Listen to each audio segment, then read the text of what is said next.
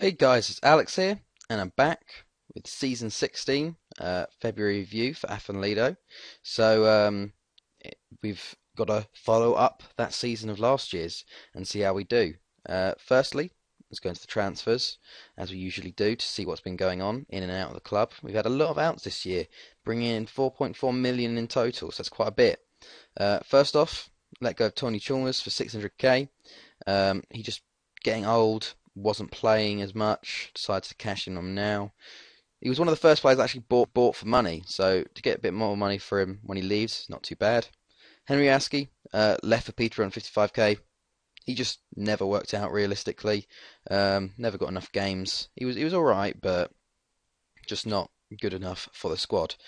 Also, Barry Gammond, he leaves the TNS actually for money, 40.5k. They sort of just bid for him, and I wanted to let him go because he's got one or two appearances every year. I've wanted to give him chances, but he's just not up to scratch with these new centre backs coming in and everything. Also out the door, Suleiman Cisse on a free to Palermo, which is really annoying. This I bought him for 81k. He's basically gone the same year on a free. This is due to work permits and me only signing a small term contract with him, which is really frustrating. So he's gone on a free, but what I did actually get was a 50% sell-on fee. So if he ever does go for money, and it looks like he will, seeing how his stats are, I will get some of that, thankfully.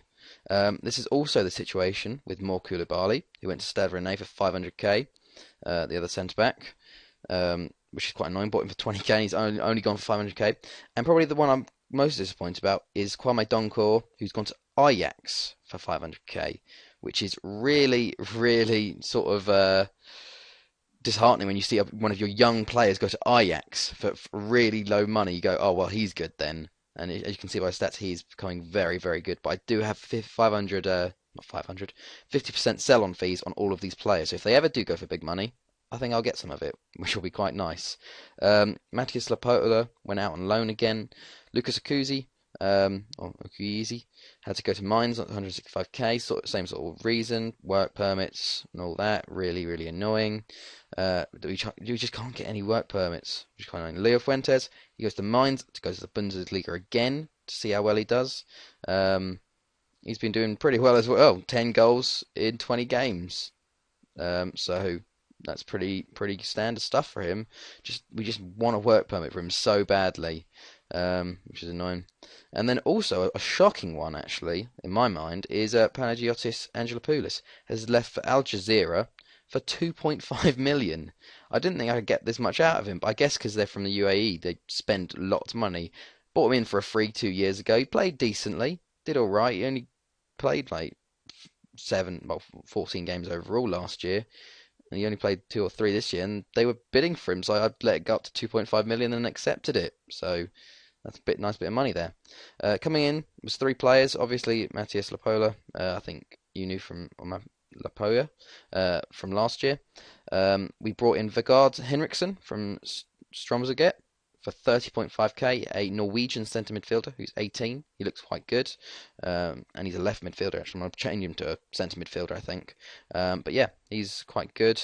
Decided to bring him, get a Norwegian in, and get another Serbian in, which is Mileta Kristic from Vojvodina for 205k.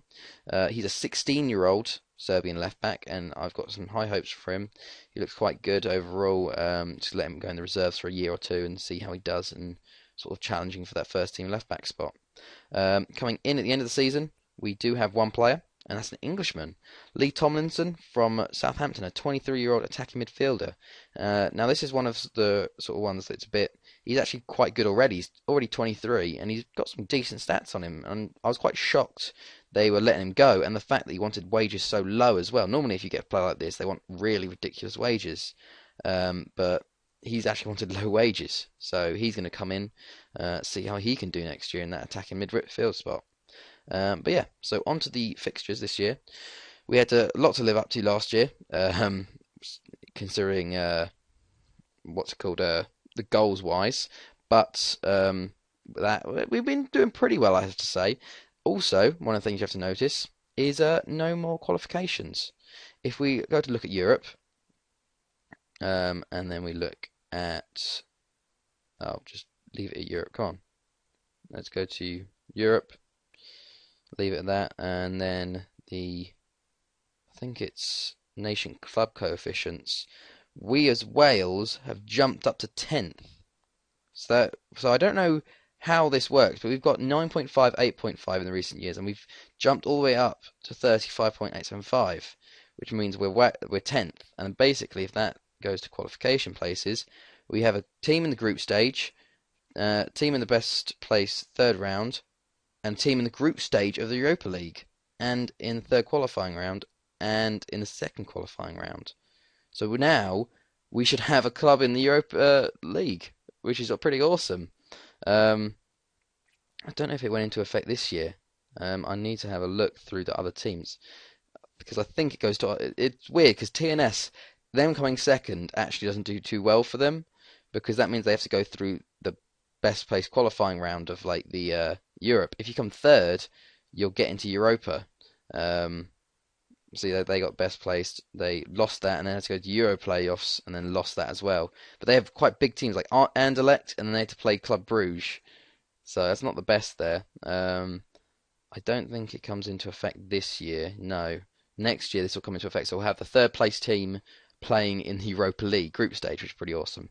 But we started our sort of. It was quite nice to have lots of friendlies before, just no sort of qualifiers. But we started our campaign off against Barry with a good 6-0 win away, which is quite nice. Vieira with 2, Domchant with 2, an own goal, and Galabov. 3-0 against Real, and then 3-0 also against ABBA.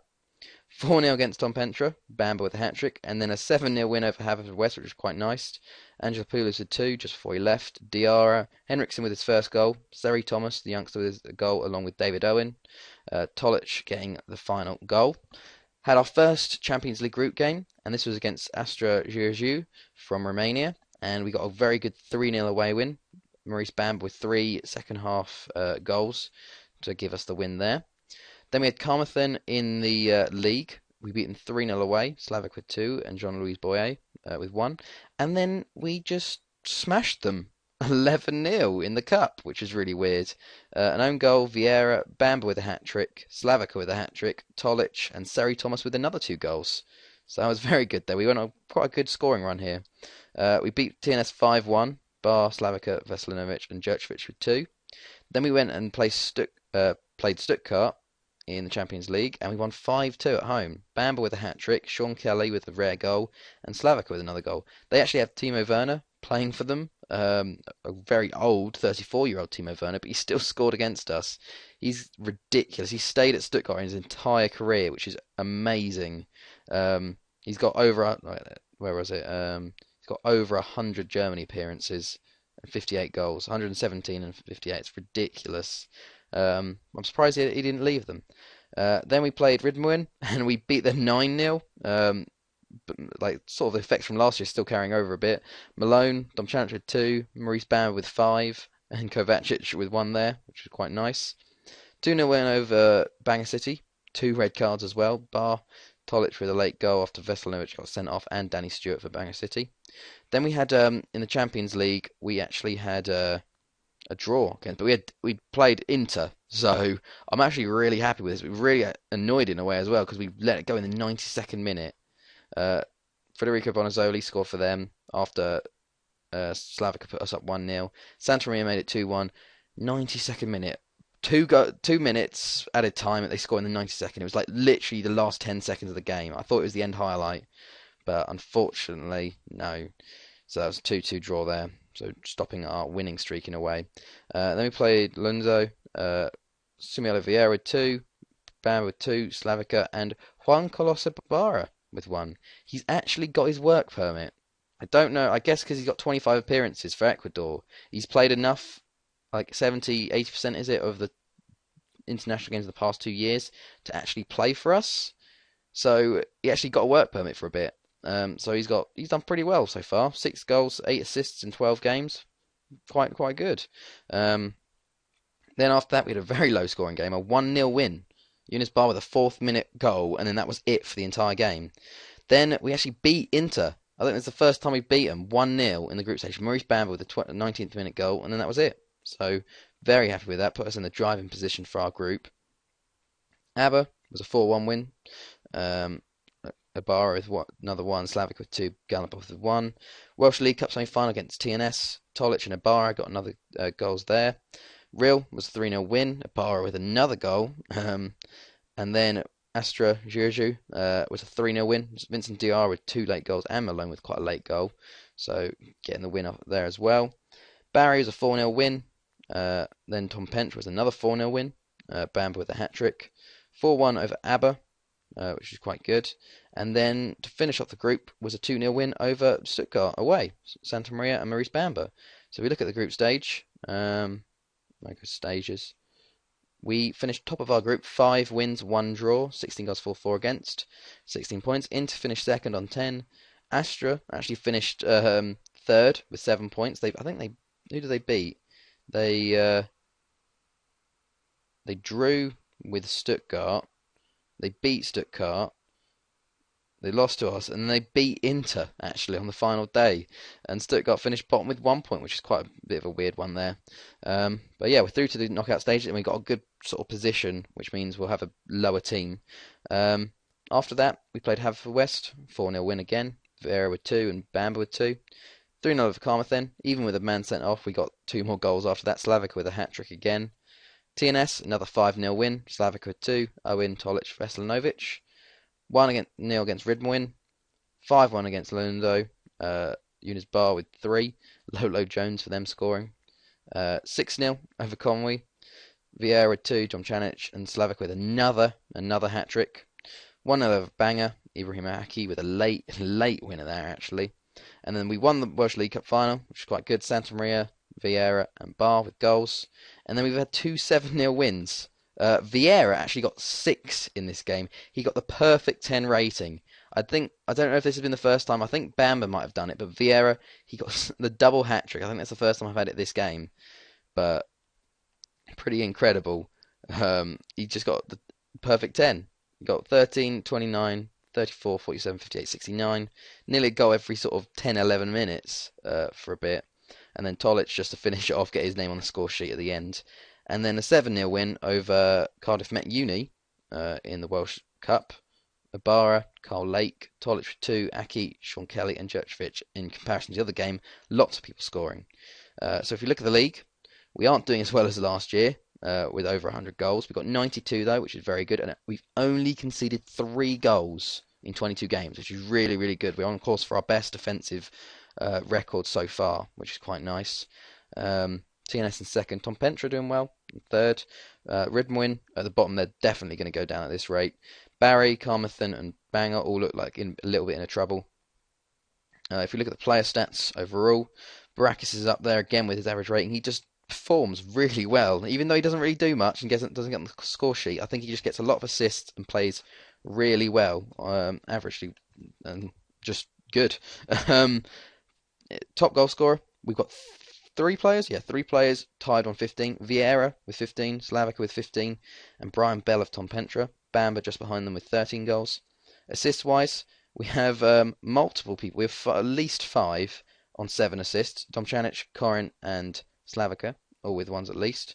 And then player of the matches, Slavica, Bamber, Owen, and Luke Robert Evans all have 4. So it's a lot of ties at this point.